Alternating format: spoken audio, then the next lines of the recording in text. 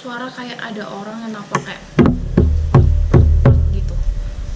Well, halo guys, balik lagi ke channel gue, Natasha Lee. Dan sorry banget gue jarang upload video. Dan sekarang atas perjanjian gue ke kalian semua bintang paranormal experience, tahu mungkin di sekitar gue ada. Anyways, gue lagi di Bali. Dan lo tau Bali itu sangat teramat mistisnya. Dan oke lah, gue memberanikan diri, tetapi ini semua gue bukan mau cerita yang ada di sini, tapi gue akan cerita yang pernah gue alamin sebelumnya dan di tahun-tahun yang kemarin. Jadi gue akan ada 3 cerita. Dan yang pertama ini waktu gue masih kecil, yang kedua itu ada di waktu gue di Bali, tapi bukan di sini, tepatnya 2 atau 3 tahun yang lalu waktu gue lagi internship. Dan yang terakhir itu kejadian di kamar gue sendiri yang di BSD. Oke, let's beginning. Jadi waktu gue masih kecil itu tepatnya gue tuh gue lahir di Jakarta, tapi keluarga gue tuh dari Solo semua. Dan gue waktu umur gue yang kedua tahun itu gue harus pindah ke Solo karena opa gue meninggal. So gue sama keluarga gue nemenin oma gue ke Solo. Dan tahun terakhir gue di Solo sebelum balik ke Jakarta itu gue ngerasain emang kamar gue nggak beres. I'm Christian, dan tentu aja di kamar gue tuh ada salib. Dan karena gue mau pindahan, salib itu udah dimasukin ke kardus, pokoknya semua udah di packing gitu. Nah, gue itu ngerasain hal-hal yang aneh setelah salib itu dirapiin. Maksudnya salib itu di packing sama nyokap gue. Terus ya gue tidur malam-malam sekitar jam 12, jam 1-an, itu sekitar tahun 2006 2007 ya. Itu gue tidur, gue udah ngantuk banget. Gue tidur tuh, gue masih kecil, gue tidur. Terus tiba-tiba gue ngeliat ada suara, bukan lihat sih, denger ada hal yang aneh, ada suara aneh. Itu kalau gue tidur itu kayak suara kayak ada orang yang napak kayak. Gue bangun, itu udah nggak ada suara sama sekali. Di AC, gue denger suara aneh di AC. Ketika gue coba untuk, pokoknya posisinya kalau misalnya gue terbaring, itu suara ada. Kalau posisi gue udah duduk, itu suara hilang, kayak gitu. Terus kayak tiba-tiba gue denger suara air ya kalau nggak salah ya. Dan lo mesti tahu di kamar gue di Solo itu tuh kamar gue tuh nggak deket sama toilet sama sekali, tuh nggak deket sama sekali. Jadi kamar oma gue, terus sininya baru toilet, sini baru kamar nyokap. Dan kamar gue dulu itu tuh nggak ada toiletnya gitu. Jadi kalau misalnya ke toilet mesti keluar dulu, dan itu pun jauh kayak gitu. Gue ngerasa deg-degan banget. Dan itu sudah sekitar jam berapa, jam 2, jam 1, udah gelap deh.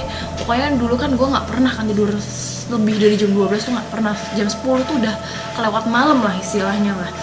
Nah, terus setelah itu waktu gue terbaring tidur, gue melek lagi, tapi lihat atas gue ngeliat ada bayangan hitam.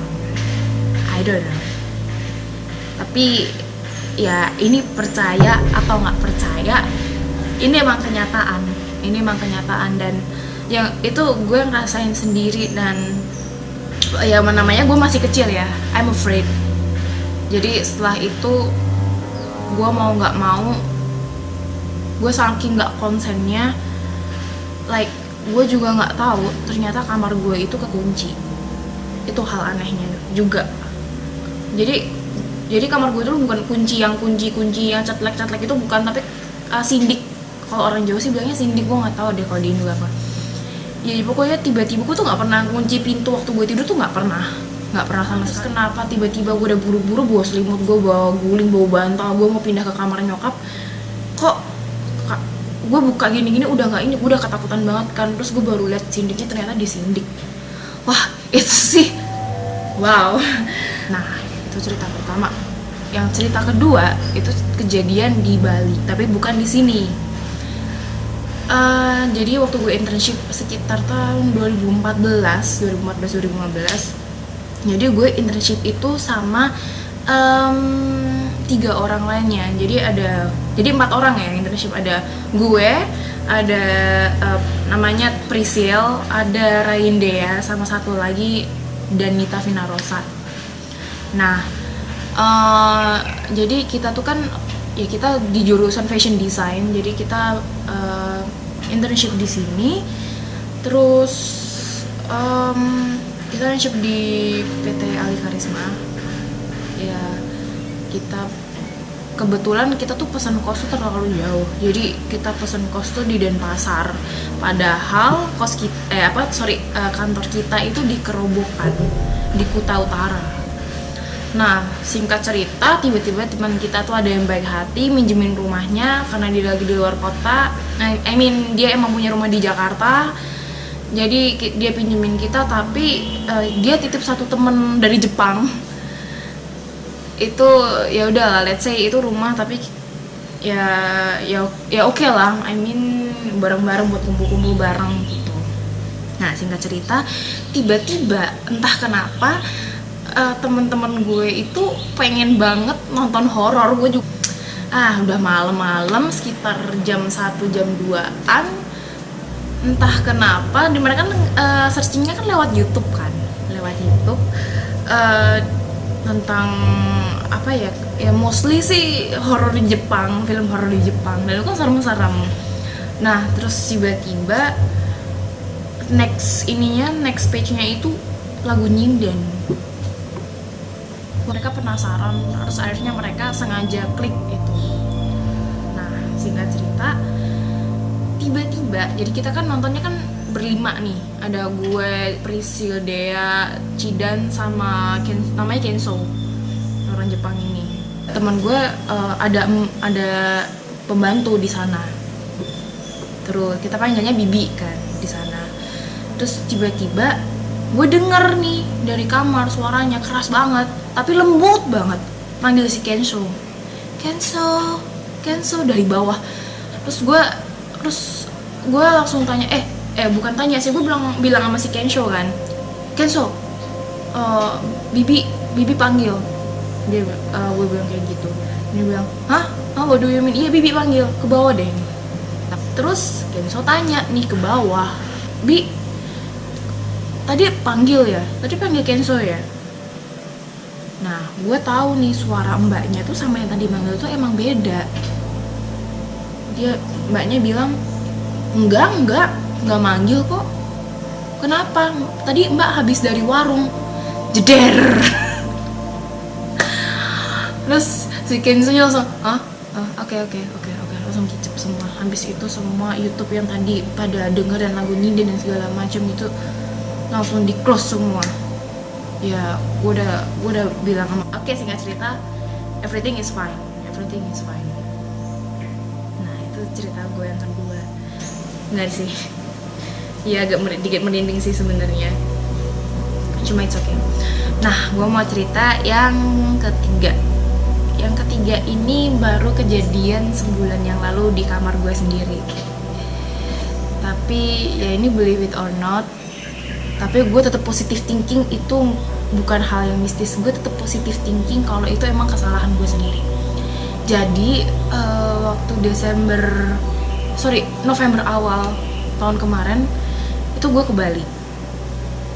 Nah, sepupu gue dari Jerman tuh ya sama gue pergi ke Bali. Dia beliin gue kayak papan pajangan untuk kamar, kayak isinya quotes dari kayu tapi tebel gitu kayunya. So kalau misalnya gue mau taruh kayak begini, kayak begitu, yang itu kalau dia kan tipis jadi mencong kan ya. Kalau gue itu posisinya tebal, jadi kalau misalnya di kayak gituin pasti dia nggak bakal jatuh, dan gue jamin itu. Dan apalagi di rak buku gue itu bukunya udah banyak banget, dan jarak dari luarnya rak itu sampai ke papan gue itu ya sekitar segini lah panjangnya. So nggak mungkin jatuh sebenarnya. Entah kenapa gue iseng nih, bukan iseng sih sebenarnya, gue penasaran sama Resident Evil kan, yang ke-7 kemarin. Teman-teman gue kayak si Acit, Miao Au, The Zoomers, sama Terison pada mainin itu. Gue iseng banget. lihat karena gue penasaran sama ceritanya tentang si Mia itu. Gue lihat malam-malam karena gue nggak bisa tidur juga, terus lampu gue gelapin atau enggak, tapi itu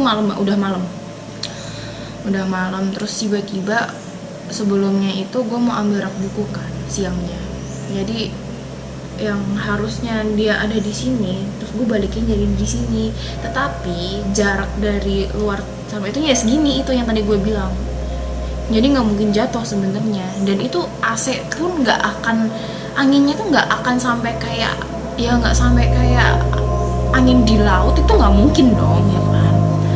Gue lagi lihat pakai earphone, nyalain nggak gede-gede sih karena gue takut juga waktu cerita Resident Evil kayak apa. Terus singkat cerita tiba-tiba papanya itu jatuh. Gue nggak tahu gimana caranya jatuh. Masa iya kali ada gempa? Nggak mungkin. Jatuh, plek, terus bawahnya itu meja gue. Jadi meja gue tuh misalnya kayak gini ya, kayak gini. Ini lemarinya di sini, papan gue di sini nih. Terus di meja gue itu, meja belajar gue tuh kayak ada kayak kotak musik. Jadi gue dikasih kotak musik kayak istilahnya mainan penjahitan gitu, mainan mesin jahit yang lama gitu.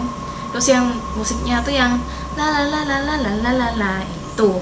Terus suaranya tuh bukan yang sebagus sekarang kalau misalnya orang bikin, tapi suaranya tuh masih bener-bener kayak kotak musik yang zaman dahulu suaranya. Jadi ya kalau gue bilang ya serem sebenarnya. Nah ketika dia jatuh blek, tapi nggak ngenain itu kotak musik, dan istilahnya kayak pengaitnya itu udah copot. Jadi gue mau mainin kotak musik itu pun tuh juga nggak bakal nyala gitu. Entah kenapa pas jatuh nggak langsung nyala juga, jatuh terus habis itu jatuh ke lantai, terus tiba-tiba 2 atau 3 detik kemudian 5 detik kemudian malah mungkin musiknya tiba-tiba nyala. Mampus gue langsung deg aduh, gue ngerasa kayak oke, mungkin gue karena pindahin papan mungkin ya, gue sampai berpikiran kayak gitu. Cuma setelah gue pindahin, gue kayak oke, ini karena papanya jatuh, mejanya getar, mesinnya nyala, udah, gue tetap positive thinking. Ya itu cerita gue yang 3 tadi. Jadi believe it or not, ini gue yang mengalaminya sendiri, dan gue juga kasih pesan ke kalian untuk gak usah main-main lah istilahnya. Ya kita hidup di dunia kita, ini dunia kita, jangan pernah kita memanggil atau main-main dengan dunia mereka, karena ya kalau misalnya nggak ada urusan sama mereka ya ngapain ya. So guys, ini janji gue ya. Oke, thank you buat doi udah minjemin, ya bukan minjemin sih istilahnya, ya silahkan lah kalau misalnya gue mau record, dan dia emang benar-benar dukung gue untuk ini. Thank you banget. Don't forget to like and subscribe and share ke semuanya. Oke, tuh tiba-tiba ada yang klik nih kayaknya. Well, thank you guys. Bye from Bali.